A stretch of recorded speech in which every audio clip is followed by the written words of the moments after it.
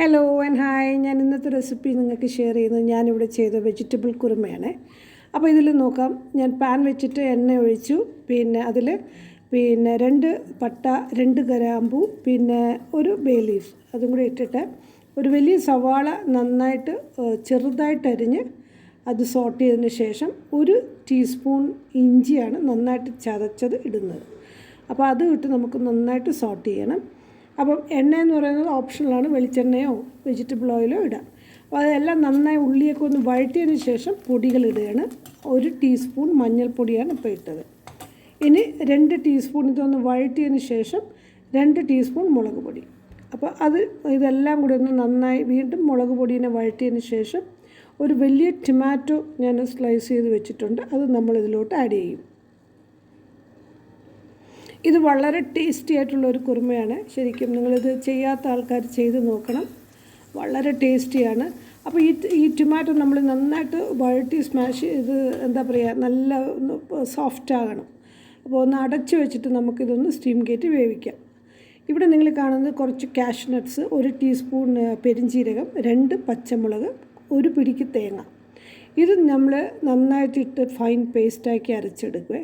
ഈ cashew nuts ഞാൻ നേരത്തെ വെള്ളത്തിൽ കുതിർത്ത് വെച്ചിരുന്നു, അപ്പോൾ അതവിടെ ഇരിക്കട്ടെ. ഇവിടെ നമ്മൾ ടൊമാറ്റോ ഒക്കെ നന്നായിട്ട് വഴഞ്ഞിട്ടുണ്ട്. നമുക്ക് ഈ വെജിറ്റബിൾ ഇതിലോട്ട് ഇടുകയാണ്. അപ്പോൾ ഈ കാണുന്ന വെജിറ്റബിൾ എന്ന് പറയുന്നത് ക്യാരറ്റും ബീൻസും മാത്രമേ ഉള്ളൂ. നിങ്ങൾക്ക് പിന്നെ കോളിഫ്ലവർ ഇടാം, പൊട്ടാറ്റോ ഇടാം, പട്ടാണിയൊക്കെ ഇടാം. പക്ഷേ ഇവിടെ ഞാൻ ഇത് രണ്ടും മാത്രമാണ് ഇടുന്നത്. ക്യാരറ്റ് ക്യൂബ്സായിട്ടും മറ്റേത് ചെറിയ കഷ്ണങ്ങളായിട്ട് ബീൻസ് അരിഞ്ഞ്, അങ്ങനെ ഇതിപ്പോൾ നന്നായിട്ട് മിക്സ് ആക്കിയിട്ട് ഞാൻ ചുടുവെള്ളമാണ് നമുക്ക് ഒഴിച്ച് വെച്ചത്. അപ്പോൾ നമുക്കിപ്പോൾ കാണാം ഇതിൻ്റെ മസാലകളൊക്കെ നന്നായിട്ട് മേലെ തെളിഞ്ഞ് വരുന്നത്. ഇതിലിപ്പോൾ പാകത്തിന് ഉപ്പിട്ട് ഇനി നമ്മളിത് കഴിഞ്ഞാലും നോക്കണം, കഷ്ണങ്ങളൊക്കെ ഉപ്പ് പിടിക്കണമല്ലോ. അപ്പോൾ നന്നായിട്ട് ഇളക്കി മിക്സ് ചെയ്തിട്ട് അടച്ച് വെച്ച് നന്നായിട്ട് ഇത് വേഗട്ടെ. ബോയിൽ ചെയ്യുമ്പോൾ നന്നായിട്ട് വെന്ത് മസാലയൊക്കെ മേലെ. ഇനി നമുക്കിതിൽ കുറച്ച് മസാല ഇടും, ഗരം മസാല.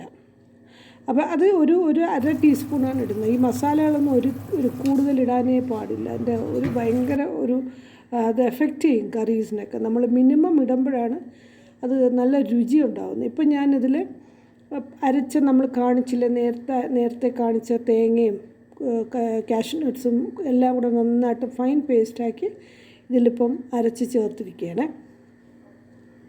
നന്നായിട്ട് ഇതിനെ മിക്സ് ആക്കണം, നന്നായിട്ട് യോജിപ്പിച്ച് ഇളക്കുമ്പം ഇപ്പം തന്നെ നമ്മളിതിനെ നന്നായിട്ട് ബോയിൽ ചെയ്യാൻ തുടങ്ങുമ്പോൾ നല്ലൊരു മണമാണ് ഇതിന്.